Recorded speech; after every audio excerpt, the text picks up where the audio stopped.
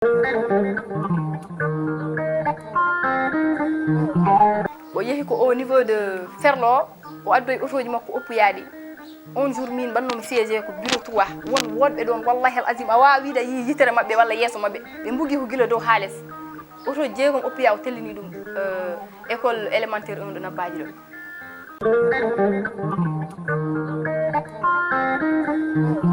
continde haaldude e mabɓe gonga sabu minen min mbatta dik komin mbaɗata contrairement à Ablaye Sall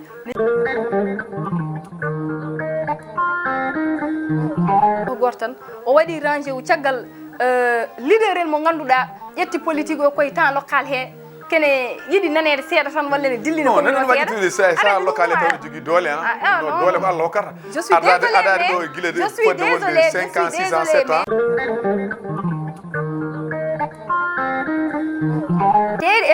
te ko tardi ko wallahi eɗen jogui hen part de responsabilité par ce que min je n'arrive pas à comprendre pourquoi ha joni Ablaye Sall joƴƴinani bureau municipal wadde ɗum ɗon eɗen gandi ko yawade bandiraɓeɓe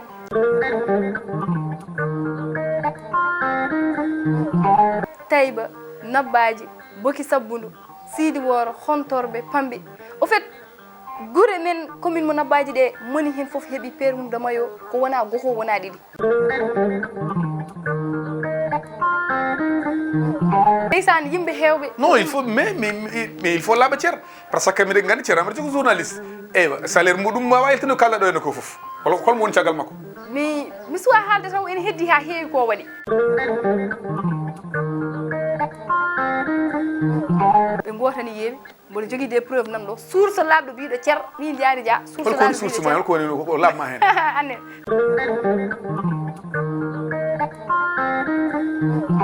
sabu soi-disant secrétaire makko municipal o dari ko damal école yeewi askan wi logo mabɓe o taƴi hen ko seeɗa kala garɗo wiya ɗum sa gollode ko ngal ɗo gollode ko ngal ɗo ah bon min wima noon j'ai des preuves